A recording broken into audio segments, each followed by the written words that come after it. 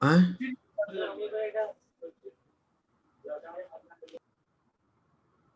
কি বলছেন?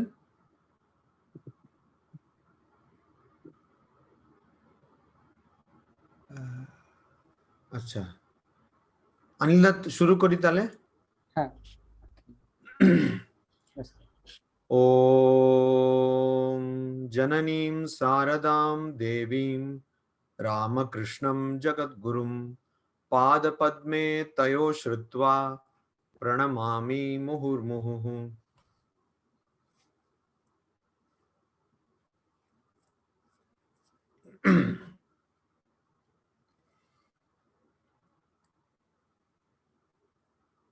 গত বছর জুন মাসে 26 তারিখে আমি এখানে কোড়িকোডে এলাম। তখন কেরালাতে সেদিনে করোনা হয়েছিল 40 জনের করোনা হয়েছিল। আজকে 38,000 লোকের কেরালাতে করোনা হয়েছে। তো তখন কিন্তু 40 জনের যখন করোনা হয়েছিল খুব হইচই। আর কোচিতে আমাদের যে মহারাজ অধ্যক্ষ ছিলেন তিনি কিছুদিন আগে করোনাতে মারা গেলেন। তিরুবনন্তপুরমে আমাদের একজন মহারাজ ছিলেন, খুবই হাসি খুশি, খুব সিনিয়র, তিনিও করোনাতে মারা গেলেন।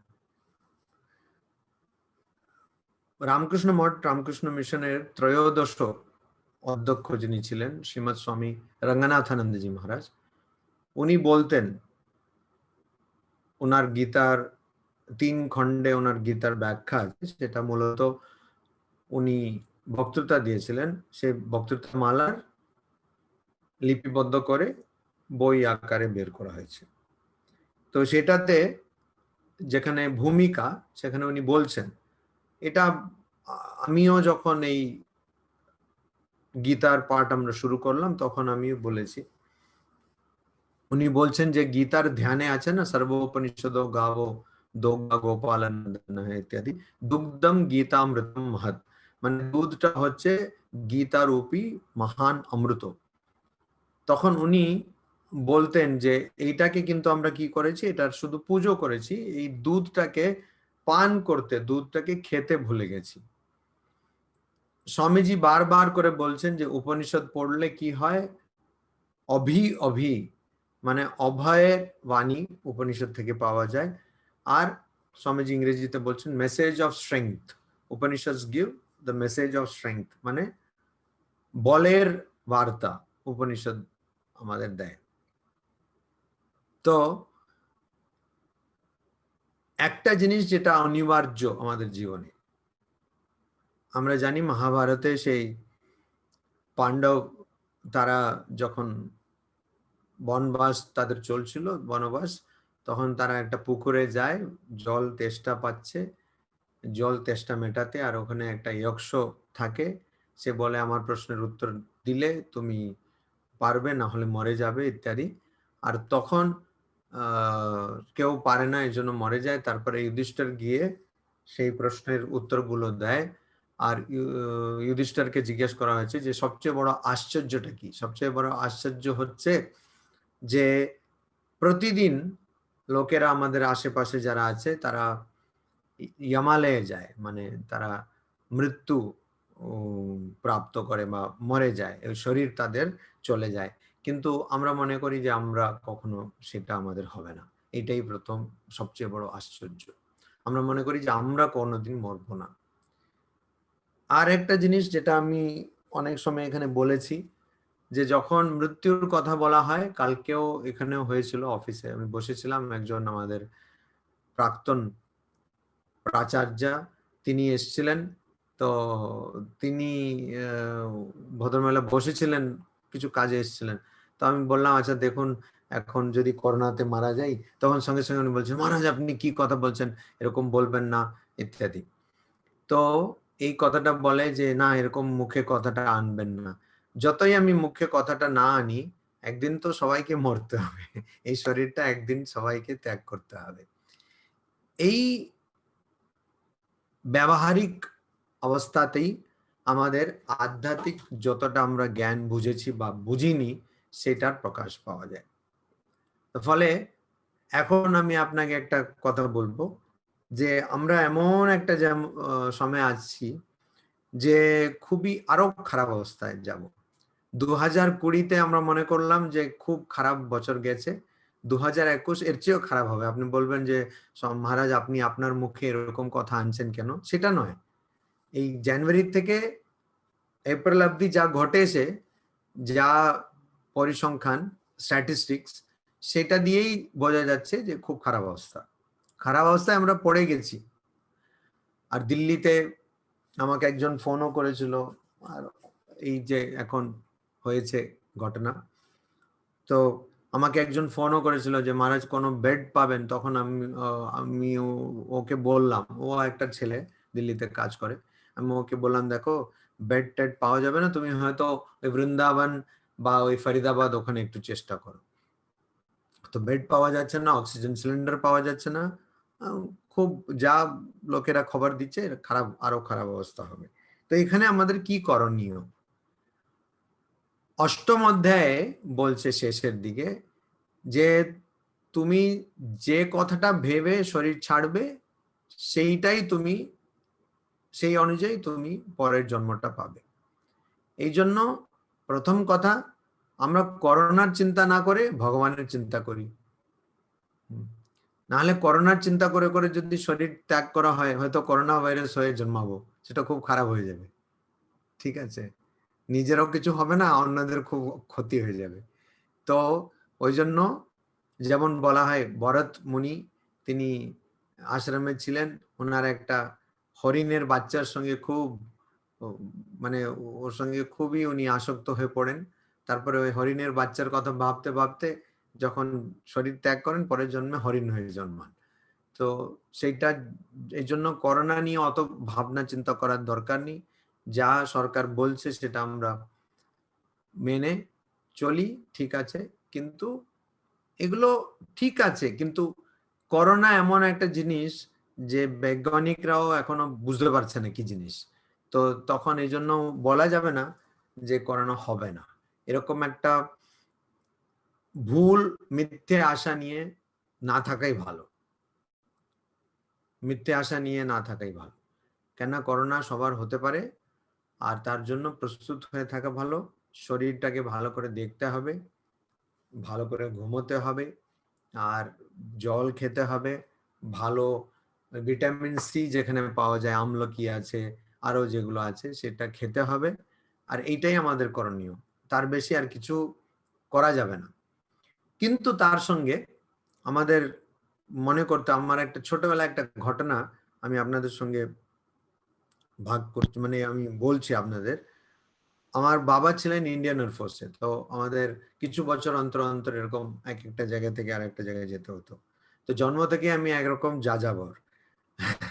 তো ওইটা হচ্ছে ঘটনা এটাই, তখন আমরা ছিলাম আসামে। আসামে প্রচুর ভূমিকম্প হয়। তো একবার যারা ওই ওয়েদার ডিপার্টমেন্ট, তারা তারা বলে দিল যে আজকে ভূমিকম্প হবে। ভূমিকম্পকে মাপা হয় মিটার রিক্টার স্কেলে। রীতাজি, আপনার কিছু অসুবিধা হচ্ছে শুনতে?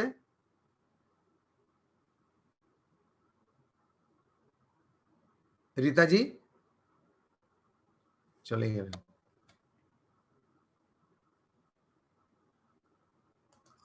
অনিল দা শুনতে পারছেন তো? হ্যাঁ মহারাজ, কোনো অসুবিধা হয়নি, পরিষ্কার ভালো শোনা যাচ্ছে। ওনার কিছু প্রবলেম হলো, যাই হোক।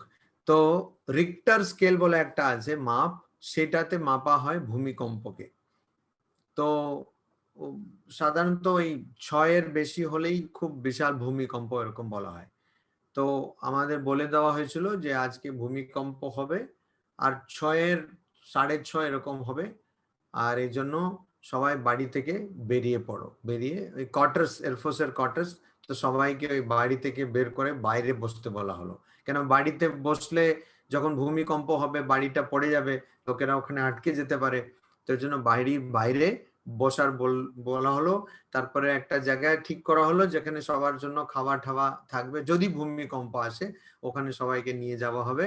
আর এরকম করে সব ব্যবস্থা করা হলো। তো আমার মনে আছে আমরা সকাল থেকে বসে আছি কবে ভূমিকম্প হবে, কবে ভূমিকম্প হবে। আর তখন এক একজন, আমরা তো তখন খুব ছোট ছিলাম, তখন এক একজন কথা বলছেন, মায়েরা যারা আছেন বলছেন তাহলে এটাই শেষ, এখন ভূমিকম্পে তো মারাই যাব, যদিও অনেক ব্যবস্থা করা আছে, কেউ মরবে না, তো এটাই শেষ, এখন এরকম হবে, এরকম করে কথা হচ্ছে। তখন আমি দেখলাম খুব কম মানুষ, মানে সংখ্যা খুব কম, তারা কিন্তু ভগবানের নাম করছে।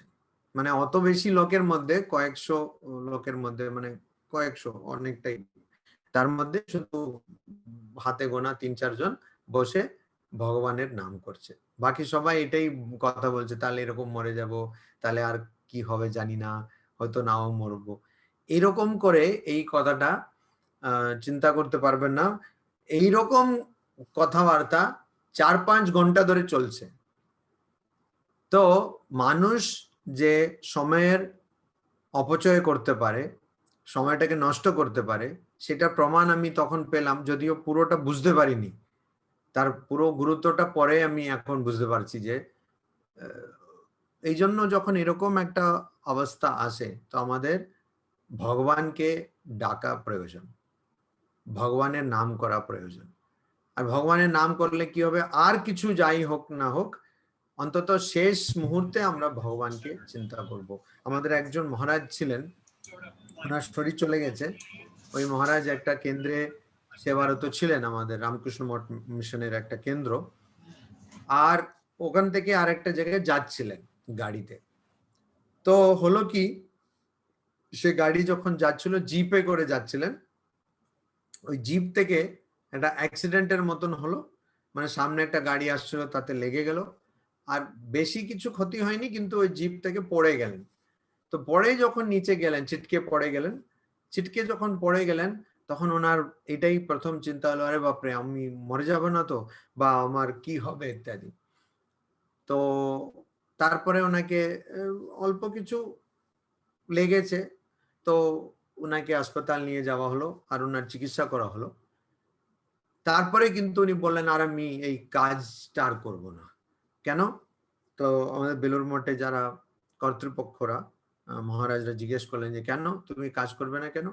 তো উনি বললেন, না, আমি এই যে জিপ থেকে ছিটকে পড়লাম, তখন একবারও আমার মাথায় ঠাকুরের কথা আসেনি, আমি ভগবানের কথা ভাবিনি, আমি এটাই ভাবলাম যে আরে আমার কিছু হয়ে যাবে না তো, আমি মরে যাব না তো। তো ফলে আমি এতদিন কাজ করেছি, ঠাকুরের সেবা করেছি, তাও কিন্তু আমার কোনো ইয়ে হয়নি। অতএব আমাকে একটু আরো বেশি জপ ধ্যান বা সাধন ভজন করতে হবে। যদিও রামকৃষ্ণ মিশনে আমরা, আপনারা জানেন, সেবা কাজ সাধন হিসাবে করি, কিন্তু উনার মনে হলো যে তাতে উনি ঠিক ঠিক মতন করতে পারেননি, এজন্য ওনাকে, তার শেষে উনি ওরকম একটা ভালো জীবন যাপন ওনার হলো। তারপরে শেষে শরীর ওনার, উনি কেরালাতে ওনার শরীর যায় আর কি। তো এইটা কেন আমি বলছি, ওই মহারাজ যে শেষ মুহূর্তে আমি ভগবানের চিন্তা করতে পারিনি, মানে যদি আমি কিছু গুরুতর কিছু হয়ে যেত, তাহলে সেটা তো আমার শেষ মুহূর্ত ছিল। তো শেষ মুহূর্তে আমার, তো সেরকম শেষ মুহূর্ত অবধি সচেতন থাকতে হবে, আর ভগবানের নাম করে যেতে হবে। তো এই জন্য আমার আপনার কাছে, আপনাদের কাছে এটাই অনুরোধ যে আপনি বেশি করে জপ ধ্যান করুন। এই করোনা আজকে, যেখানেই যাই সবাই করোনা, হয়তো করোনার কথা বলে, করোনার স্ট্যাটিস্টিক্স বলে, বা করোনা এটা হয়েছে ওটা হয়েছে বলে, বা করোনার জোকের অনেক ভিডিও আছে সেগুলো দেখে। তো এই করোনার উপরে ধ্যান না করে আমরা একটু ভগবানের উপরে ধ্যান করি। এই সময়তে আমরা আরো ভগবানকে আরো জোর করে ডাকি। কবির দাসের একটা দোহা আছে, আপনারা সবাই জানেন, দুঃখ মে সুমিরন সব করে, সুখ মে করে না কো, ইত্যাদি। তার মানে দুঃখে সবাই ভগবানের স্মরণ করেন, সুখে কেউ করে না, যদি কেউ সুখে করে তাহলে দুঃখ হবে না, ইত্যাদি। কিন্তু দুঃখেই স্মরণ করুক, অন্তত আমরা স্মরণ করবো তো। এই জন্য নেই মামা থেকে কানা মামা ভালো। তো এখন দুঃখেই স্মরণ করি, দুঃখে স্মরণ করতে হবে, কিন্তু জোর জোর করে করতে হবে, যাতে আমার যদি এই মুহূর্ত শেষ মুহূর্ত হয়, তাহলে পরের জীবনে আমার যেন নিম্ন জন্ম না হয়, অধোগতি না হয়। আমি এই যে আধ্যাত্মিক জীবনে এত এগিয়ে এসছি, সবাই যে যার মতন করে এগিয়েছেন, তো সেই যে উন্নতি, সেটা গীতাতে শ্রীকৃষ্ণ বলছেন, যেটা বৃথা যাবে না। মানে যেখানে অবধি আপনি গেছেন, পরের জন্মে ওখান থেকেই হবে। কিন্তু আমরা যদি এইসব ভাইরাস টাইরাসে চিন্তা করি, তাহলে তো নিম্ন গতি হয়ে যেতে পারে। ওই জন্য আমরা সবসময় যেন ভগবানের চিন্তা করি। আর ভগবানের চিন্তা করতে গিয়ে স্বামীজি, ঠাকুর, মা, এদের চিন্তা করি, এদের কথা, এদের জীবন, এদের বাণী, এগুলো আমরা চিন্তা করি। তখন স্বামীজি কি বলছেন? স্বামীজি বারবার এটাই বলছেন, যে কথাটা গীতাতে আমরা দেখলাম। গীতাতে অর্জুনকে শ্রীকৃষ্ণ এটাই বলছেন, তুমি কিসের জন্য দুঃখ করছো? মানে যে জন্মেছে সে তো মরবেই একদিন। তুমি কার জন্য দুঃখ করছো? এই শরীরের জন্য দুঃখ করছো? তাহলে তো এটা কোনো মানেই হয় না। আর আত্মার জন্য দুঃখ করছো, যেটা কোনোদিন মরেনি, হান্যতে না হান্য মানে শরীরে, মানে যেটাকে কোনোদিন মারা যায় না, আর যে কাউকে মারতে পারে না। মানে কাউকে তুমি মারতে পারো না, আর তোমাকে কেউ মারতে পারে না। তুমি ওদের জন্য দুঃখ করছো, মানে শরীরের জন্য দুঃখ করা দরকার নেই। চান্ডালের সঙ্গে ভগবৎপাদ শঙ্করাচার্যর একটা দেখা সাক্ষাৎ হয়, এটা একটা ঘটনা এরকম বলা হয়। তো কাশীতে নাকি শঙ্করাচার্য তিনি স্নান করে গঙ্গা ঘাট থেকে উপরে উঠে আসছেন, আর তার সামনে একজন চান্ডাল আসছে। চান্ডালে স্বাভাবিক, সে মাংসের কাজ করে, মাংসের ব্যবসা করে, তো বা অনেক সময় ওই চামড়াটা বার করে গরু থেকে ইত্যাদি, তো তার কাঁধে চামড়া আছে, মাংস টুকরো আছে। তখন ব্রাহ্মণ শরীর তো শঙ্করাচার্যের, তো তিনি সেই অত দিনের যে ওনার সংস্কার, জন্মগত সংস্কার, সে সংস্কারের হয়ে, সেই সংস্কারের প্রভাবে তিনি বলছেন যে সরে যাও, সরে যাও, দূরাগাচ্ছা, দূরাগাচ্ছা, তুমি আমার পথ থেকে সরে যাও, আমার রাস্তা থেকে সরে যাও। তখন সে চান্ডাল একদম অবাক হয়ে যাচ্ছে, কারণ চান্ডাল জানে যে শঙ্করাচার্য তিনি অদ্বৈত বেদান্ত স্থাপিত করলেন, প্রতিষ্ঠিত করলেন। অদ্বৈত বেদান্ত আগেও ছিল, তার তার সম্বন্ধে লেখা, ভাষ্য লেখা ইত্যাদি। তো আমাদের দেশে সবাই আধ্যাত্মিকতার সম্বন্ধে জানে। তো চান্ডাল বলল যে অন্নময়াৎ অন্নময়ম অথবা চৈতন্যমেব চৈতন্যাৎ কিম ব্রূহি গচ্ছ গচ্ছ ইতি। তুমি যে বলছো যাও যাও, দূরে সরে যাও, কোনটাকে কোনটা থেকে দূরে সরতে বলছো? তুমি কি অন্নময় কোষ থেকে অন্নময় কোষকে দূরে সরে যেতে বলছো? অর্থাৎ ওই শরীরটাকে এই শরীর থেকে দূরে সরে যেতে বলছো? তাহলে দুটোর মধ্যে পার্থক্য কি? ওই শরীরের মধ্যেও তো রক্ত, মাংস, হাড়, মল, মূত্র, এগুলো সব রয়েছে। শরীরের মধ্যে একদম নোংরা, শরীরটা একদম ভালো কিছু না। হ্যাঁ, আমরা যখন কিছু খাই, এই একটু এদিকে চলে এলে, তারপরে বেরিয়ে এলে ভাল লাগে? কি স্মৃতি? ভাল লাগে? খাওয়াটা একটু এখানে এলে, তারপরে তখন হয়ে গেল বমি। তার আগে ছিল বিরিয়ানি, তারপরে হলো বমি। তখন আর আহা পরিষ্কার করো, মোচো, ওখানে কিছু ধূপ জ্বালাও, এসব কত কিছু। তো ওইটাই তো, এইটুকু ভিতরে গেলে তারপরে বেরোলে ওটা নোংরা হয়ে যায়। কেন? শরীর নোংরা, এত দুর্গন্ধ। শরীর, যারা হাসপাতালে কখনো গেছে বা কাজ করেছে তারা জানে, ওই অপারেশন থিয়েটারের কাছে যাওয়া যায় না। অপারেশন থিয়েটারে যখন ওইসব কাপড়গুলো যেগুলো লাগে, সেগুলোকে পুড়িয়ে দিতে হয়। তো যখন পড়ানো হয় না, বাবা, ওইটা কি বলে, ওটাকে কিসের ভাত বেরিয়ে যাবে? কিসের ভাত অনিলদা? অন্নপ্রাশনের। অন্নপ্রাশনের ভাত। অন্নপ্রাশনের ভাত বেরিয়ে যাবে, আরো অনেক কিছু বেরিয়ে যাবে। এত নোংরা, এত দুর্গন্ধ। তো আমাদের শরীরটা হচ্ছে ওইটাই। আর অন্য যে মরাগুলো, সেগুলো পড়ে থাকলে অত দুর্গন্ধ হয় না। কিন্তু একজন মরে গেল, সে সঙ্গে সঙ্গে সবাই ধরতে পারে, কেন? মানুষের যে মৃতদেহ, মানুষের যে শরীর, ওটা যখন মরে যায় মানুষ, তখন ওই মরার গন্ধ দুর্গন্ধ খুব বেশি। তো এইটাই জিজ্ঞেস করছে যে অন্নময়াত অন্নময়ম, তুমি কি বলছো, এই অন্নময় থেকে ওই অন্নময়কে সরে যেতে বলছো? তাহলে তো কোনো তফাৎ নেই। অথবা চৈতন্যমেবা চৈতন্যাৎ, বা তুমি এই চৈতন্য থেকে ওই চৈতন্যকে সরে যেতে বলছো, তাহলেও কোনো তো পার্থক্য নেই। বলছে যে গঙ্গার মধ্যে কিম গঙ্গাম বনি বিম্বিতে অম্বর মনৌ, গঙ্গার মধ্যে যদি সূর্য, ওইটার প্রতিবিম্ব, ওর প্রতিছায়া যদি গঙ্গার মধ্যে পড়ে, বা চান্ডাল বাটি পায়া হ্যাঁ, চান্ডাল, চান্ডাল মানে ওই যারা ওইসব গরুর চামড়া তুলে ওইসব কাজ করে, তো তখন তাদেরকে চান্ডাল বলা হতো, কারণ তাদেরকে সমাজে কোনো জায়গা দেওয়া হতো না, গ্রামের বাইরে তাদের থাকতে হতো। তো সেই চান্ডালের বাটি মানে বাড়ি, বাড়ি পয় মানে বাড়ির কাছে যে নর্দমা আছে সেইটার জল। তো সেই জলটা খুব দুর্গন্ধ, কেন ওই চামড়া টমড়া ওইসব ওটাতে যাচ্ছে, তো দুর্গন্ধ। সেই দুর্গন্ধের মধ্যেও যদি সূর্যের প্রতিবিম্ব থাকে, তাহলে কি সূর্যের মধ্যে কোনো তফাৎ হবে? হবে না। সূর্যটা কি, সে গঙ্গার মধ্যে তার প্রতিবিম্ব পড়লেও আর এই নর্দমার মধ্যে প্রতিবিম্ব পড়লে। তো ওইরকম বলছে একটা ঘট, সেটা যদি মৃৎকুম্ভ মানে সেটা যদি মাটির ঘট হয়, তার মধ্যে যে আকাশটা রয়েছে, জায়গাটা রয়েছে, আর যেটা সোনার ঘট তার মধ্যে যে আকাশটা রয়েছে, তার মধ্যে কি কোনো পার্থক্য আছে? কোনো পার্থক্য নেই, শুধু ওই ঘটটা আলাদা, একটা মাটির ঘট, একটা সোনার ঘট। ঠিক সেরকম তুমি হতে পারো শঙ্করাচার্য, কিন্তু তোমার মধ্যেও সেই একই চৈতন্য রয়েছে, আমার মধ্যেও সেই একই চৈতন্য রয়েছে। তুমি হতে পারো শঙ্করাচার্য, আমি চান্ডাল, কিন্তু এই শরীরের মধ্যে মলমূত্র রয়েছে, শঙ্করাচার্যের শরীরের মধ্যে মলমূত্র রয়েছে। অতএব যদি নরসিংহানন্দ পটল তুলে করোনা হয়ে বা অন্য কিছু হয়, তাহলে ওটা ওকে পড়ালেও ছাই বেরোবে।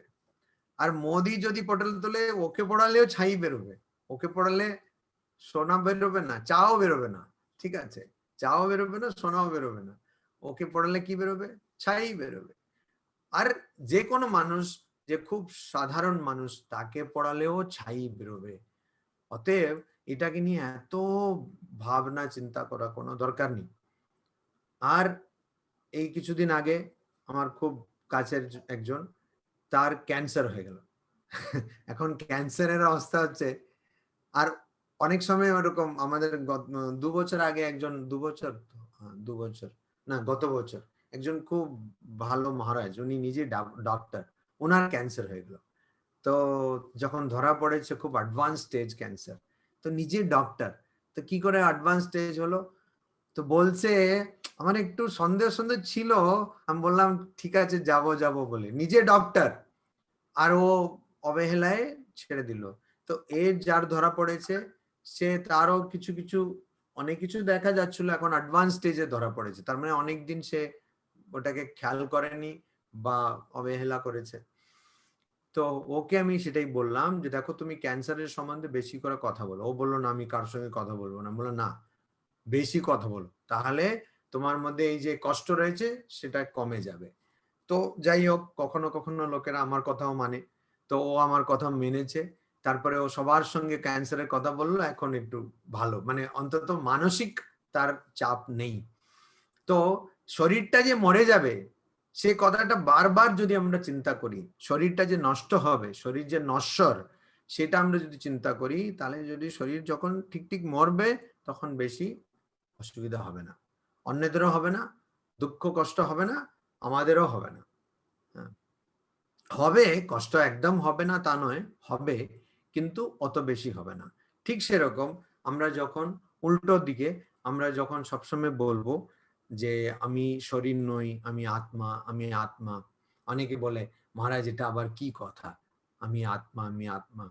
আমি তো যখন বাথরুমে যাই, বেশ ভালো ভালো লাক্স টাক্স এইসব সাবান, ডাব টাব, যাই সাবান ব্যবহার করে মানুষ, সেগুলো ব্যবহার করি, তো ভালোই তো লাগে, আমার কথায় আত্মা তো লাগে না, আমার তো ভালোই লাগে। তারপরে বিউটি পার্লার এগুলো গিয়ে এখন অনেকে করোনাতে একটা ওই চুটকি দেখলাম, একজন একজন এসে দরজা খুলছে, চিনতে পারছে না। তো বললে কি হলো, বলছে তুমি কে? তো বললে আমি তোমার স্ত্রী। তো বলছে হ্যাঁ, তো বললে আমি তো বলছি তো তোমাকে অনেকদিন ধরে করোনার জন্য বিউটি পার্লার যেতে পারছি না, বলে এই জন্য চিনতেই পারছে না। হ্যাঁ, তো এরকমও অনেকের কষ্ট। তো আপনি আবার বলছেন যে আমরা শরীর নয় আত্মা, এসব আবার কি আজগুবি কথা? না, আজগুবি কথা নয়, এটাই সত্যি কথা। কিন্তু জন্ম জন্মান্তরে আমরা উল্টো কথাটাকে সত্যি মনে করে এসেছি, ওই জন্য সেটা মনে হচ্ছে ভুল কথা। ফলে ওই কথাগুলোকে বারবার মনে করতে হবে যে এই শরীরটা নশ্বর, আমি এই শরীর নই। শরীর যতই ভালো হোক না কেন, সেলফি যতই ভালো উঠুক না কেন, আমি এই শরীর নই, আমি এই শরীর নই, আমি আত্মা। এই যে সবসময় আহাম আহাম আহাম করে যে কথাটা বারবার আমার মাথায় আসছে, সেই আহামটা আমি, সেই আত্মাটা আমি। এই কথাটা বারবার করে চিন্তা করতে হবে। আমি ঠাকুরের সন্তান বা মায়ের সন্তান, এটা চিন্তা করতে হবে। এইটাই প্রকৃত সাধনা। আপনাদের গুরু যেমন বলে দিয়েছেন, সেরকম সকাল সন্ধে একটা জায়গায় বসে জপ করা, সেটা সাধনা, অবশ্যই সেটা সাধনা। কিন্তু সেই সাধনা যেমন গুরুদেবরাই বলে দিয়েছে, শুধু ওখানেই শেষ হয়ে যায় না। আমরা আধ্যাত্মিক 1 ঘন্টা সকালে আর 1 ঘন্টা বিকালে শুধু ওরকম হব না। আমাদের এই দৃঢ় প্রজ্ঞা হতে হবে, দৃঢ় প্রজ্ঞা। একদম মানে জোর আমাকে ঘুমেও কেউ তুলে বা স্বপ্নেও কেউ এসে যদি বলে যে তুমি এই শরীর, তখন আমি যেন বলি যে না না, আমি তো শরীর নই, আমি তো আত্মা, আমি তো চৈতন্য, আমি আবার কোথায় শরীর হলাম? ওই বিশ্বাসটা আসবে। আর এটা সম্ভব, এটা এই জন্মেই সম্ভব। আর এই জন্মেই সম্ভব।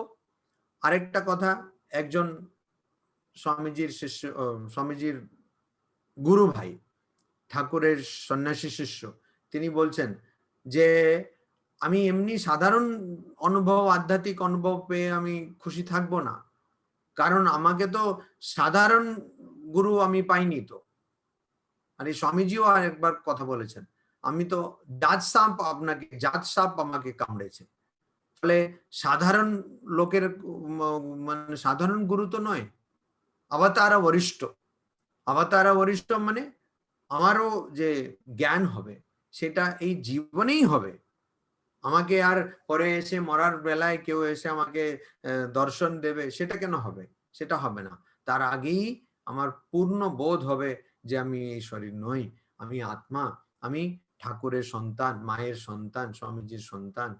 আর এই কথাগুলো ভাবলে কি হয়, যেমন আমরা অনেকবারই আমরা এই কথাটা শুনেছি, ঠাকুর বলেছেন কথামৃতে আছে যে যদি কেউ দক্ষিণ থেকে দূর হতে চায় তাহলে কি করতে হবে? উত্তরের দিকে এগিয়ে গেলে দক্ষিণ নিজে থেকে দূরে চলে যাবে। তো আমরা যখন এরকম পজিটিভ কথাগুলো, ভালো কথাগুলো যখন আমরা চিন্তা করব, তখন আমাদের মন থেকে দুর্বলতা এমনিতেই চলে যাবে। সেই ওইটাই আমাদের এখন করা দরকার। আমাদের রোজ স্বামীজির কথা পড়তে হয়, আমাদের গীতার থেকে কিছু শ্লোক পড়তে হবে, মায়ের কথা পড়তে হবে, ঠাকুরের কথা পড়তে হবে, আর উপনিষদের কথা পড়তে হবে। বারবার সেই কঠোপনিষদের কথা স্বামীজি বারবার করে বলে গেছেন, সেই কঠোপনিষদের কথা পড়তে হবে। কেমন একটা ছেলে, সে কুমার, বাবার যাতে কোনো ক্ষতি না হয়, ভুলভাল যজ্ঞ করছেন, ভুলভাল জিনিস দান দিচ্ছেন, তাতে বাবার যাতে কোনো অনিষ্ট না হয়, তার জন্য সে নিজে যমের কাছে চলে গেল। আর সেরকম যমের কাছে আরেকজনই গেছে, দুজনেই শুধু যমের কাছে গিয়ে বেঁচে এসেছে, আর দুজনকেই শুধু যম নিজেই ভয় করেছে। একজন হচ্ছে নচিকেতা আর একজন হচ্ছে সাবিত্রী। তো ওই যমের কাছে গেল, আর গিয়ে সে ওখানেও কিন্তু তার প্রস্তুত বুদ্ধি এতটা, সে প্রথমে গিয়ে বর চাইছে যে আমি যখন ফেরত যাব তখন বাবা যেন আমাকে ভূত ভেবে তাড়িয়ে না দেয়। তার মানে ওর পরিষ্কার চিন্তা, ওর চিন্তাটা ঘেটে যায়নি, ও পরিষ্কার মাথা নিয়ে সে যমলোকে যায়। আর একটা ছবি ছিল না কি, জমলোকে জমালয়ে কি, জীবন্ত মানুষ। হ্যাঁ জমালয়ে জীবন্ত মানুষ, ওটা কে ছিল ওটাতে? ভানু বন্দ্যোপাধ্যায়। হ্যাঁ ওটাই ওটাই। তো এই জমালে জীবন্ত মানুষ একমাত্র নচিকেতাই গেছে, আর যমের কাছে গেছে সাবিত্রী, মানে যম যখন এসেছিলেন সত্যবানকে নিতে, তখন সাবিত্রী গিয়ে ওর সঙ্গে যুদ্ধ করে লড়াই করে তাকে বাঁচিয়ে নিলেন। তো আমাদের এই সব কথা ভাবতে হবে, আমাদের বলের কথা ভাবতে হবে, আধ্যাত্মিকতার কথা ভাবতে হবে। আর এই কথাগুলো ভাবলে পরে আমরা তখন, এইটাই হচ্ছে ঠিক ঠিক গীতা। গীতা আমরা যে পড়ছি সেটা পড়ে অনেকে আবার ঘুমিয়ে পড়ে, এখানে নয়, পরে তো ঘুমিয়ে পড়ে, ঘুমিয়ে পড়ে, পড়ে পড়ে অনেকে ঘুমিয়ে পড়ে। তো এই সব করে কি লাভ আছে? অনেকে মুখস্থ করলো, সব ঠিক আছে, সবকিছু করতে হবে, কিন্তু এর উদ্দেশ্যটা কি? উদ্দেশ্য এটাই যে আমাদের জীবনে আমরা সেটা আয়ত্ত করতে পারি। আমাদের জীবনে সেই গীতাতে যা কথা বলা আছে, উপনিষদ গুলোতে যে কথা বলা আছে, সেটা আমাদের জীবনে আমরা যেন ব্যবহারিক করতে পারি। স্বামীজি 4টে ব্যাখ্যা দিলেন, ব্যবহারিক বেদান্ত, প্র্যাকটিক্যাল বেদান্তা, লন্ডনে 4টে ব্যাখ্যা। তো প্রথম ব্যাখ্যাতেই বলছেন, প্রথম ব্যাখ্যাতে শুরুতেই বললেন, এই 4টে বক্তৃতাতে প্রথম বক্তৃতা তাতে শুরুতেই বলছেন যে প্র্যাকটিক্যাল বেদান্তা যখন কথা বলা হচ্ছে, মনে হয় যেন বেদান্তা ইমপ্র্যাকটিক্যাল। মানে যখন আমরা বলি ব্যবহারিক বেদান্ত, তখন মনে হয় যেন কোথাও বেদান্ত কি তাহলে ব্যবহারিক নয়, আলাদা করে এটাকে বলতে হচ্ছে ব্যবহারিক বেদান্ত। তখন স্বামীজি বলছেন না, বেদান্ত ব্যবহারিক ছাড়া আর কিছু হতেই পারে না। কেননা বেদান্ত কে বলেছেন? বেদান্তের সম্বন্ধে যারা আমাদের জ্ঞান দিয়েছেন তারা কারা ছিলেন? বেশিরভাগই দেখবেন তারা ক্ষত্রিয় ছিলেন, বা তারা এমনও বৈশ্য আছেন, যেমন ওই ব্যাধ গীতা বলে আছে মহাভারতে। তো ব্যাধ, তিনি তো একজন কসাই ছিলেন, আর তিনি তার দোকান চালাতেন, সবকিছু করতেন, অথচ ব্রহ্মজ্ঞানী ছিলেন, আর ব্রহ্মজ্ঞ পুরুষ, তিনি বেদগীতা সেই জ্ঞানটা দিচ্ছেন। তো আমাদের কেউ খুব কম মানুষই আছে যারা শুধু সন্ন্যাসী, যারা অন্যরাও যারা ছিলেন তারা ঋষি ছিলেন। ঋষি মানে তাদের তারা গৃহস্থ জীবন যাপন করতেন, তাদের স্ত্রী ছিলেন, আর তাদের বা যারা ঋষিকা বা মহিলা যারা ঋষি, তাদেরও স্বামী ছিলেন ইত্যাদি। তার সঙ্গে তারা আধ্যাত্মিক সত্যগুলো তার উপলব্ধি করেছিলেন। ফলে এটা ব্যবহারিক নয় তা নয়, এটাই ব্যবহারিক। শ্রীকৃষ্ণ কে ছিলেন? শ্রীকৃষ্ণ তো একজন ক্ষত্রিয় ছিলেন।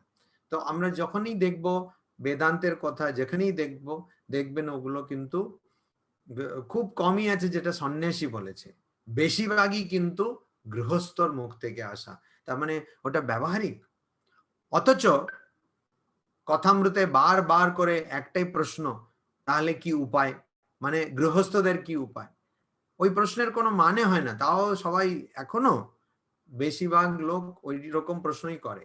এখনো কোথাও যদি কোনো আধ্যাত্মিক শিবির হয়, সবাই এটা জিজ্ঞেস করে, মহারাজ আমরা যে সংসারে আছি, বা অনেকে আরো খারাপ ভাবে বলে, আমার দিকে তাকিয়ে বলে, মহারাজ আমাদের মতো নর্মাল মানুষ, মানে আপনি যে নর্মাল নন সেটা বলে দেয় আর কি। মহারাজ আপনি তো ঠিক আছে সন্ন্যাসী, আমাদের মতো নর্মাল মানুষ। তা আমিও জিজ্ঞেস করি মজা করে, তাহলে কি আমি নর্মাল নই? তো এই নর্মাল মানুষ কি করবে? তো নর্মাল মানুষই তো সব করেছে। এই যে গীতার উপদেশ দিয়েছে নর্মাল মানুষ। জনককে, তিনি একজন রাজা, নর্মাল মানুষ। আবনর্মাল মানুষ খুব কমই করেছে, খুব কম। তো এইটা আমাদের মনে রাখতে হবে, ব্যবহারিক। এটা এই জীবনে বাড়িতে থেকে, গৃহস্থ আশ্রমে থেকে, আর গৃহস্থ আশ্রমটা হচ্ছে খুবই গুরুত্বপূর্ণ আশ্রম। বারবার করে রঙ্গনাথনজি এই কথাটা বারবার বলতেন যে তিনটে আশ্রম আর গৃহস্থ আশ্রমকে চালায় কে, তাদের ভরণ পোষণ কে করে? ব্রহ্মচর্য আশ্রম, বানপ্রস্থ, সন্ন্যাস, এই তিনটেকে কে চালায়, কে তাদের টাকা পয়সা দেয়? গৃহস্থ আশ্রম। এখন করোনা আছে ঠিক আছে, কিন্তু আমাদের আশ্রমে কাজ চলছে, কারা ডোনেশন দিচ্ছে? গৃহস্থরা দিচ্ছে বলেই তো। তো গৃহস্থ আশ্রমটা খুবই, তার বল বা তার শক্তি খুব বেশি, কিন্তু ভুলবশত আপনারা মনে করেন যে আমরা তো এরকম সংসারে পড়ে আছি মহারাজ, আমরা তো এখানে আটকে রয়েছি ইত্যাদি। কেন এরকম মনে করছেন? ঠাকুরের অশেষ কৃপা আমাদের উপরে আছে। গুরুর এত কৃপা, এত অনুকম্পা তার, যে তিনি বলছেন না যে উনি দয়ার পালটা সবসময় খুলে রেখেছেন, কিন্তু আমরা কিছু করছি না। তো ফলে আমাদের সে প্রার্থনা, আমাদের বারবার করে স্মরণ করা, আর কি, আর এর চেয়ে বেশি কাজ আর কি আছে? যখন আমরা দেখছি এত বিপদ, তখন ঠাকুরের নাম করি না, কি প্রবলেমটা কোথায়? এখন যাদের ব্যবসাতে অসুবিধা, তারপরে টাকা পয়সা ঠিক মতন আসছে না, বাড়ি কি করে চলবে, এত কিছু ভাবলে কি সেই সমস্যাগুলো সমাধান হয়ে যাবে? আমি আপনাকে একটা রহস্য বলছি, হবে না, হবে না। আপনি যতটাই এই সমস্যার সম্বন্ধে চিন্তা করুন, তার সমাধান হবে না, বরঞ্চ আরো বেশি মনের চাপ বাড়বে। ফলে সেটা করা দরকার নেই, আমাদের যা করণীয় সেটা করে ভগবানের চিন্তা করলেই হলো। অত কিছু ভেবে কি হবে? কি হবে, কি হবে, কিচ্ছু হবে না, যা হওয়ার তাই হবে, এত কিছু ভাবার দরকার নেই। তো সেই এখন আমি দেখছি অনেকের ওই মানসিক সমস্যাগুলো দেখা যাচ্ছে, সারা পৃথিবীতে মানসিক সমস্যাগুলো, মানসিক রোগগুলো বেড়ে গেছে। কেন? এত বেশি চাপ। কিন্তু আমরা যে ভারতীয়, আমাদের একটা বিশাল বড় সম্বল হচ্ছে যে আমাদের দেশে এই যে আধ্যাত্মিক সম্পদ আছে, তাতেও আবার যারা আমরা ঠাকুরের কাছে এসেছি, আমাদের এটা আরো বেশি সম্বল যে আমরা ঠাকুরের মতন এত পরিষ্কার, মানে ঠাকুরের ক্ষেত্রে আর কিছু এদিক ওদিক ঘোরার কোনো কথা নেই, সোজা বলে দিয়েছেন মানুষ জন্মের উদ্দেশ্য ঈশ্বর লাভ। এদিক ঘুরিয়ে ফিরিয়ে এই যজ্ঞ করো, ওই তপস্যা করো, সব কিছু না, ভগবানের নাম করো, শেষ। তো এরকম সোজা পথ আমরা ঠাকুরের কাছে পাচ্ছি। আর আমরা এতই ভাগ্যবান আমরা সবাই, যে আমরা সেই ঠাকুরের সান্নিধ্য বা ঠাকুরের কাছে সংস্পর্শে আসতে পেরেছি। তো সেটা মনে রেখে যেন আমরা প্রতি মুহূর্তে আমরা যেন এরকম আমাদের মনে থাকে, প্রত্যেক মুহূর্তে আমাদের মনে থাকে। আমি যদি মনে করি যে আর কি করে হবে, ব্যবসাটা তো ভালো চলছে না, বা চাকরি তো ঠিক মতো চলছে না, অনেক জায়গায় চাকরি ছাড়িয়ে দেওয়া হচ্ছে অনেক লোকের, অনেক জায়গায় আবার মাইনে দিতে পারছে না কোম্পানি বা কিছু, এগুলো আরো বেশি হতে পারে, আরো খারাপ হতে পারে। তখন আমরা এটা ভাববো শুধু যে এগুলো হচ্ছে না, তাহলে কি হবে, কি হবে? যতটা হচ্ছে তার মধ্যে কি করে যাওয়া যাবে অত প্ল্যান করা দরকার নেই, ওটা ঠিক ঠাকুর একটা রাস্তা দেখিয়ে দেবে। যারা বেশি পরিকল্পনার মধ্যে আটকে যায়, তাদেরকে ঠাকুর আর কি করবেন, বলে ও নিজেই প্ল্যানিং করছে, ও করুক। কিন্তু যে ঠাকুরকে নির্ভর করে, ঠাকুরকে আশ্রয় করে যে থাকে, তাকে ঠাকুর তার সাহায্য করেন, মা স্বামীজি সবাই তার সাহায্য করে। ওই জন্য সেটা আমাদের করা দরকার। ভেঙে পড়লে কোনো কাজ হবে না, ভেঙে পড়ার কোনো দরকারও নেই, বরঞ্চ আমি তো ভাবছি যে এটা এত ভালো একটা সুযোগ যে আমরা সবসময় নিজের স্বরূপের সম্বন্ধে, আর আমাদের প্রকৃত স্বরূপটা কি বা ঠাকুরের সম্বন্ধে আরো বেশি করে চিন্তা ভাবনা করি। এটা খুব আমার ওই জন্য ওই ছোটবেলার ওই ঘটনাটা মনে হলো, সবাই বসে আছে যে এই হয়তো ভূমিকম্প আসবে আর আমরা সবাই মরে যাব, কিন্তু দুঃখের ব্যাপার তখনও কিন্তু বেশিরভাগ লোক আরই কিছু চিন্তা করছে। এখানেও দেখুন, করোনাতে আপনি যত ইউটিউব, টিকটক যেখানেই ভিডিও দেখছেন, দেখুন কতজন আর ঠাকুরের কথা বলছে? খুব কম লোক। ভগবানের কথা কে বলছে? খুব কম মানুষ। বাকি সবাই এই অমুক তমুক লকডাউন হবে, ওখানে ক্রিটিক্যাল জোন হবে। ওটা তো একটা মজা, আমাদের এখানে একজন দারোয়ান আছেন, তো তিনি বেশি পড়াশোনা নেই উনার, তো দুদিন আগে আমার অফিসে এসে বলছেন, মহারাজ আমাদের ওখানে তো কি বললো, আমাদের ওখানে তো গ্যাটাক গ্যাটাক জ। তো আমি বললাম কি গ্যাটাক গ্যাটাক জ? তা বললাম কি? আমি কিছু বুঝতে পারলাম না, আমি 4-5 বড় করে, আপনি একটু ধীরে বলেন এই করো। তারপরে আমি তো আর কিছু কাজ করছিলাম, হঠাৎ ওখানে গটক গটক জি, আমি বললাম কি গটক গটক জি, তো গটক গটক জি ওখানে, তো আমি বললাম কি, তো উনি যেখানে থাকেন ওই জায়গার নাম বললেন, তো আমি বললাম ও ক্রিটিক্যাল কন্টেইনমেন্ট জোন বলছেন, বলছে হ্যাঁ হ্যাঁ হ্যাঁ ওইটাই ওইটাই, ওই গটক গটক জি, মানে ক্রিটিক্যাল কন্টেইনমেন্ট জোন, মানে যেখানে কন্টেইনমেন্ট জোন আবার ক্রিটিক্যাল কন্টেইনমেন্ট জোন। তো এখানে সব জায়গায় এরকম, আপনি ওই কেরালা কর্পোরেশন, কোড়িকোড কর্পোরেশনের একটা সাইট আছে, ওটাতে ওরা ম্যাপে করে দিয়েছে, গোটা কোড়িকোড একদম লাল লাল করে দিয়েছে, সে ভাইরাসের মতনই করে একটা গোল গোল করে পুরো কোড়িকোড লাল করে দিয়েছে। শুধু দুটো জায়গা আছে যেখানে কন্টেইনমেন্ট জোন নেই, বাকি সব কন্টেইনমেন্ট জোন। দুটো জায়গায় যেগুলো আছে সেটাও শীঘ্রই কন্টেইনমেন্ট জোন হয়ে যাবে, তাতে কি আছে, কিছু না। মানে আমাদের ঠিক আছে, এটা আরেকটা ভালো সুযোগ, খুব কমই অবস্থা এরকম হয় মানুষের ইতিহাসে, মানব ইতিহাসে, যখন সবাই মিলে মৃত্যুর চিন্তা করে। ওই বিশ্বযুদ্ধ যখন হয়েছিল দুবার, তখন একটু এরকম হয়েছিল, তারপরে এরকম হচ্ছে। নাহলে সবাই বিশ্বজুড়ে সবাই মৃত্যুর চিন্তা করে না কখনো। বিশ্বযুদ্ধেও সব দেশের লোকেরা করেনি, সবাই করেনি, কিন্তু এখন সবাই করছে, তো সেটা ভালো। এই যে শরীরটা নশ্বর, এই চিন্তাটা তো হোক মাথাতে, এটা কেন ঢুকছে না যে শরীরটা নশ্বর, আমি যেটাকে নিয়ে চিন্তা করছি সেটা তো একদিন যাবে রে ভাই, ওটাকে নিয়ে অত চিন্তা করা দরকার নেই, যেটা সবসময় থাকবে সেটা নিয়ে চিন্তা করা। যেমন আমাদের সবার কাছে অ্যান্ড্রয়েড ফোন আছে, অ্যান্ড্রয়েড ফোনে আপনার ফোনটা তো একদিন যাবে, হয় সেটা স্লো হয়ে যাবে, না হলে আপনি যার সঙ্গে কথা বলছেন তার উপরে রেগে ফোনটাকে ফেলে দেবেন, পড়ে যাবে, ভেঙে যাবে, বা ওটাকে জলে ফেলে দেবেন, যাই হোক যে কোনো ভাবে ওটা নষ্ট হবে। কিন্তু আপনার ওই যে জিমেইল অ্যাকাউন্ট আছে যেটা আপনাকে অ্যান্ড্রয়েডে দিতে হবে, সেটা নষ্ট হবে না। ফলে ওই জিমেইল অ্যাকাউন্টের পাসওয়ার্ড আর জিমেইল অ্যাকাউন্ট ইমেল আইডিটা মনে রাখলেই হলো, ফোনটা গেলেও কিছু হবে না, বারবার ব্যাকআপ নিতে হবে। এইটাই তো ঠিক তো অনিল দা? ফোনের ব্যাপারে উনি বেশি জানেন মনে হয়। হ্যাঁ, না না, খুব বেশি জানি না। তো এই জিমেইল আইডিটা মনে রাখুন, জিমেইল আইডি আর পাসওয়ার্ড। জিমেইল আইডি কি, আমি ঠাকুরের সন্তান, পাসওয়ার্ডটা কি, গুরু যে আমাকে মন্ত্র দিয়েছেন, বা ঠাকুরের নাম, যারা মন্ত্র পাননি ঠাকুরের নাম। আর কি করতে হবে, ব্যাকআপ করতে হবে। ব্যাকআপ কি, ঠাকুরের নাম করা, আর কিছু না। ওই মাঝে মধ্যে ব্যাকআপ করতে, সবসময় ব্যাকআপ করতে থাকলে, কন্টিনিউয়াস ব্যাকআপ হলে, ফোনটা ভেঙে গেলে কিচ্ছু হবে না, শরীরটা চলে গেলে কিচ্ছু হবে না, যেখানে ছিলাম ওখানেই আছে, আবার ব্যাকআপ থেকে রিস্টোর করে নেব। বুঝলেন? ওই জন্য এত চিন্তা করার দরকার নেই, ঠাকুরের নাম মনে রাখতে হবে। আমি যে ঠাকুরের সন্তান, ঠাকুর নিজেই বলছেন আমি কে, তুমি কে, আর আমাদের মধ্যে কি সম্পর্ক, এটা মনে রাখতে হবে। আমি ভগবান, তুমি আমার সন্তান। ঠাকুর এটা বলেননি, আমি বলছি আমি ভগবান, তুমি আমার সন্তান, আর আমাদের মধ্যে কি সম্পর্ক, এটা মনে রাখলেই হলো।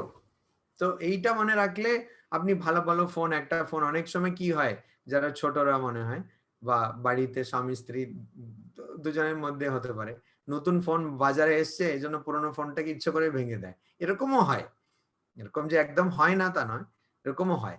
তো সেটা করতে হবে না শরীরের ক্ষেত্রে, ইচ্ছে করে ভাঙা দরকার নেই, সেটা ভাঙবে যখন ভাঙবে, তখন কিন্তু মনে রাখতে হবে যে আমি ঠাকুরের সন্তান। তখন না, সবসময় মনে রাখতে হবে, তখন ওই সময় নিজে থেকে মনে হবে, যেটা আমি বললাম গীতার 8ম অধ্যায়ে শেষের দিকে বলা আছে যে অন্তকালে মা মানুস্মরা কলেবরম ত্যজতি, মানে যে শেষ মুহূর্তে আমাকে, আমার চিন্তা করে শরীর ত্যাগ করে, সে আমাকে পায়। তো ওই শেষ মুহূর্তে যদি শরীর ত্যাগ করার সময় আমার চিন্তা করতে, মানে ভগবানের চিন্তা করতে হবে, তাহলে তাকে অনেক দিন সেই চিন্তা করতে হবে, শুরুর থেকেই সে চিন্তা করতে হবে, তখনই সেটা হবে। না হলে করোনা করোনা বলবে, বা ওইরকম কিছু বলবে, ঠিক আছে, চ্যানেল পাল্টাও বলবে, বা কোনো সিরিয়ালের নাম বলবে, এইসব বলবে।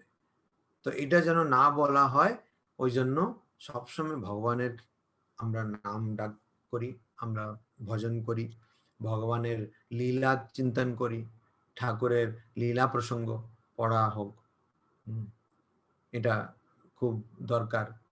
যেমন ছোট ছোট জিনিস, এই কিছুদিন আগে আমি এরকম অনলাইন একটা ক্লাস চলছিল, তো একজন কথা তুললেন, কাশিতে মরলে মুক্তি হয় কিনা।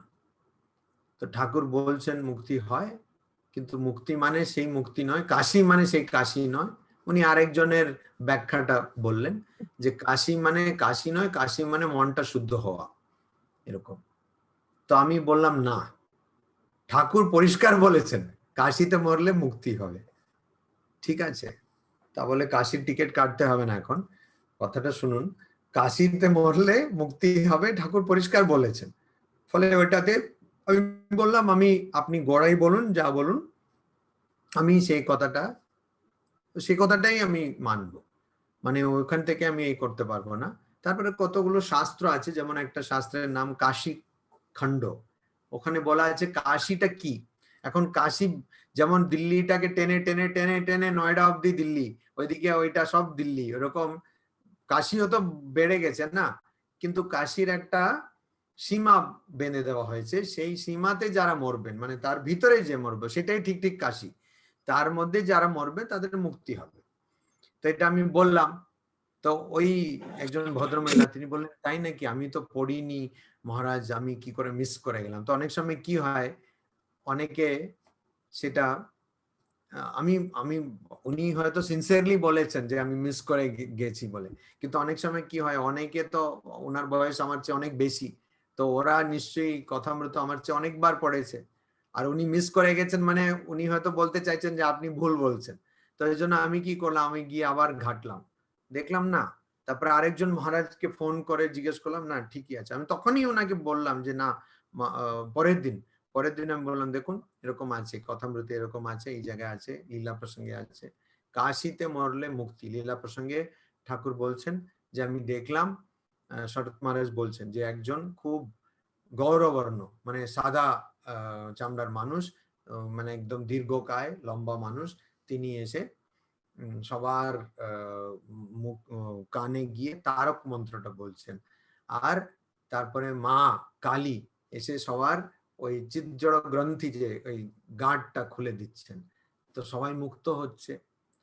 তো এই কথাটা একজন মহারাজ তিনি মাকে জিজ্ঞেস করেন, ওটা মায়ের কথাতে আছে, মায়ের কথাতে আছে, মাকে জিজ্ঞেস করেন যে আচ্ছা, আপনি বলছেন ঠাকুর এরকম বলেছেন যে কাশিতে মরলে মুক্তি, তাহলে কি অতই সহজ?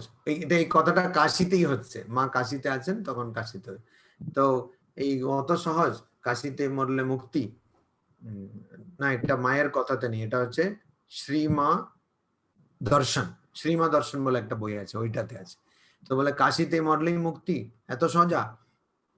তো মা বলছেন না, ঠাকুর বলেছেন কাশিতে মরলেই মুক্তি। হ্যাঁ, তো বলে না, কিন্তু আমরা তো এই বইতে পড়েছি, ওই বইতে পড়েছি। তখন মা একটু বিরক্ত হয়েই বলছেন যে তোমরা এইসব অনেক বই টই পড়ে আবার ঘুরে ঘুরে আসে, মানে ওই আবার জন্ম নাও। আমরা জানি বাবা, ঠাকুর বলেছেন যে কাশিতে মরলে মুক্তি।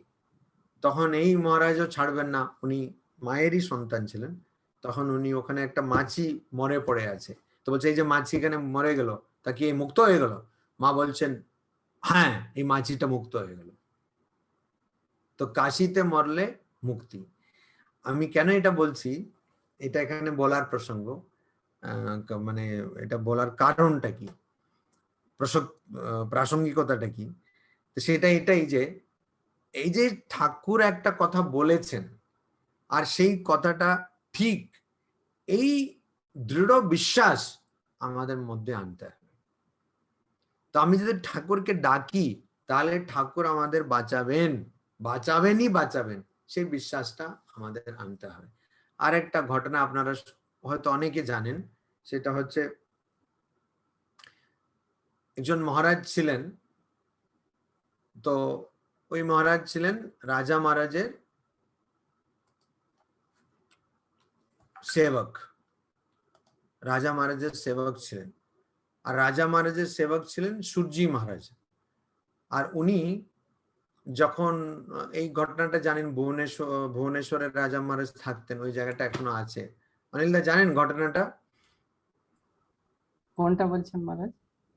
ব্রহ্মজ্ঞান হবে বলে আশীর্বাদ দিয়েছিলেন যেটা, হ্যাঁ, সূর্যি মহারাজ অনেকে জানেন। জেসলমের। তো ওই মহারাজের নাম কি ছিল? নির্বাণানন্দ।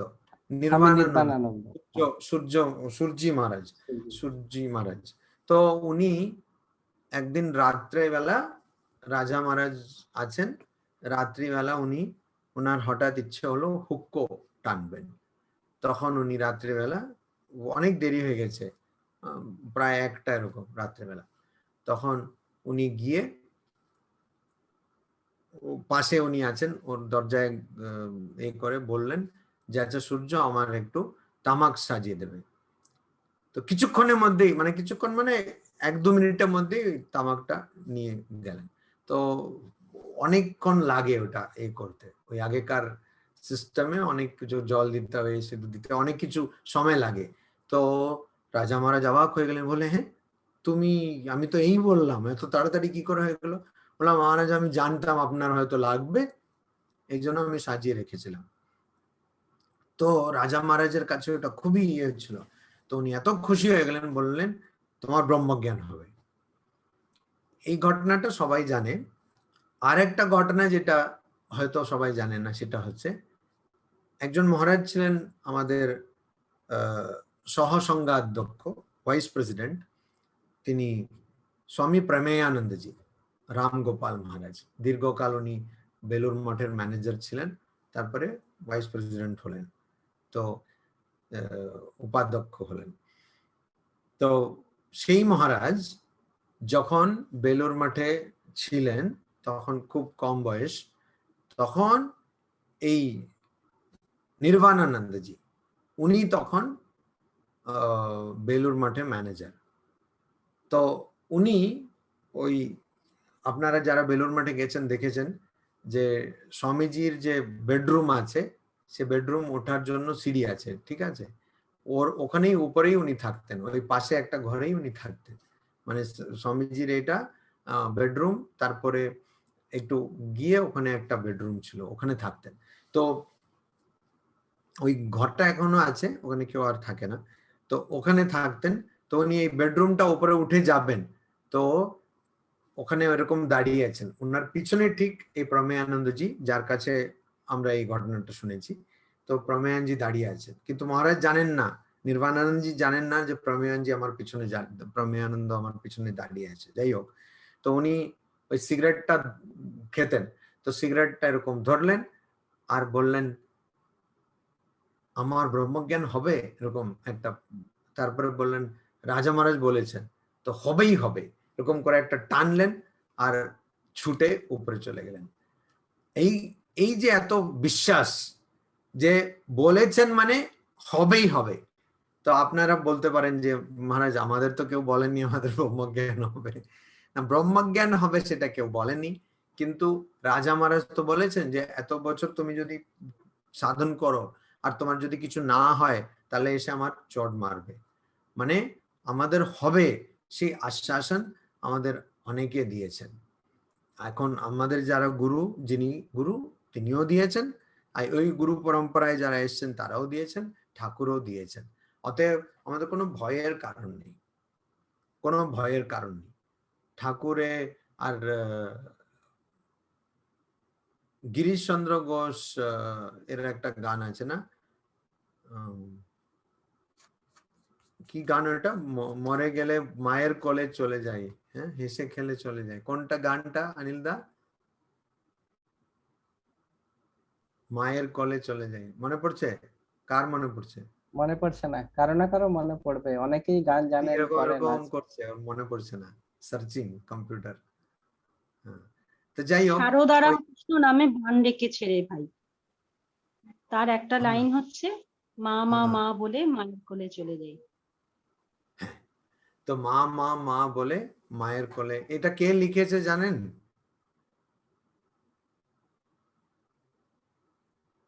হাতে কাছে এখন, এটা এই কে মুহূর্তে লিখেছে বলতে পারো? একটু দেখে বলছি, আপনি বলতে হ্যাঁ, থাকুন, আমি বলছি। বাহ, হাতের কাছে আছে বইটা। আমার নেই, হাতের কাছে নেই। তো যাই হোক, তো ওই ওরকম মায়ের কোলে চলে যায়, এই বিশ্বাসটা থাকতে হবে। আর এই বিশ্বাসটা যদি থাকে তাহলে আমাদের চিন্তা করার কিছু নেই। আজকে গীতা পাঠ হয়নি, তার জন্য ক্ষমা প্রার্থী, কিন্তু আমার মনে হয়েছিল এটা এখানে আপনাদের সঙ্গে বলতে হবে, আপনার কাছে বলতে হবে।